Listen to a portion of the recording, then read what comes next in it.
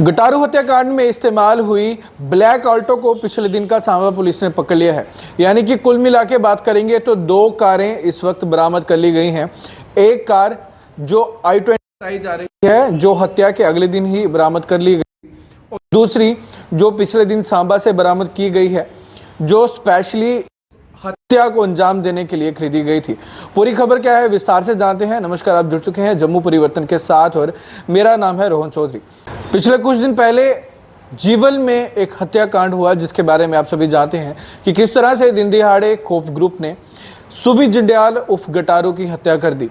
इसका जिम्मा उन्होंने इंस्टाग्राम पोस्ट के थ्रू भी लिया, जिसके बाद पुलिस लगातार तफ्तीश करने में लगी हुई है। पुलिस लगातार जांच पड़ताल में लगी हुई है, जिसके बाद कुछ चीज़ें धीरे धीरे इसकी सामने आ रही हैं और इस कहानी के पत्ते भी खुल रहे हैं।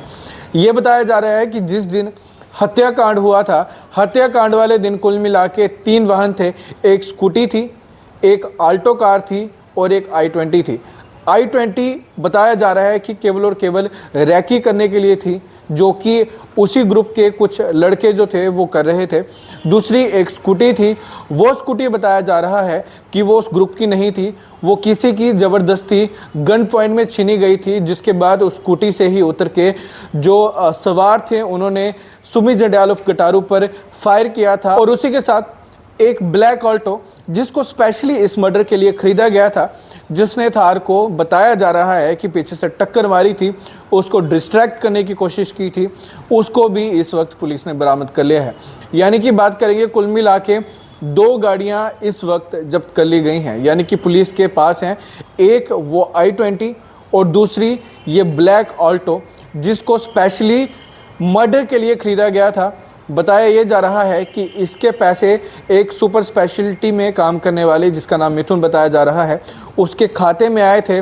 उसके खाते में पैसे आने के बाद जो ये गैंग वाले हैं उनको दे दिए गए और उसके बाद 1 लाख कुछ हज़ार में वो ब्लैक ऑल्टो खरीदी गई थी।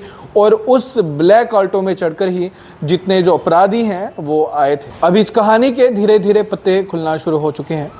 कुछ दिन पहले ये भी पता चला कि इस हत्या की प्लानिंग शास्त्री नगर के एक रूम में की गई थी। वो रूम रेंट पे लिया गया था और जो मकान मालिक था उस पर भी मामला दर्ज हो चुका है।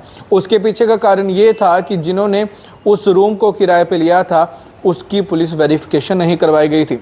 आप सभी को पता होगा कि पिछले कुछ दिनों से वो मकान मालिक जो कि अपने किराएदारों की पुलिस वेरिफिकेशन नहीं करवा रहे हैं, उन पे एक्शन लगातार हो रहे हैं।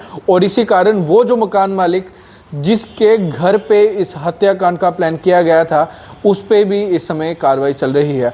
वहीं दूसरी ओर बात करेंगे, कुछ संदिग्धों को पुलिस ने पकड़ा हुआ है, उनसे जांच पड़ताल करने की कोशिश कर रहे हैं, लेकिन क्लियरली जवाब किसी से नहीं मिल रहा है। ये भी बताया जा रहा है कि जो सांबा में गाड़ी है जो इस समय बरामद हुई है और सांबा से बरामद करके लाई गई है, वो शायद पुलिस को डिस्ट्रैक्ट करने के लिए ही वहाँ पे लगाई गई हो। यह संभावना है कि मर्डर के बाद वही गाड़ी को सांबा में ले जाया गया या सांबा से ही उस गाड़ी को यहाँ पे लाया गया है। अभी तक कन्फ्यूज़न चल रही है, क्लियर कुछ नहीं हुआ।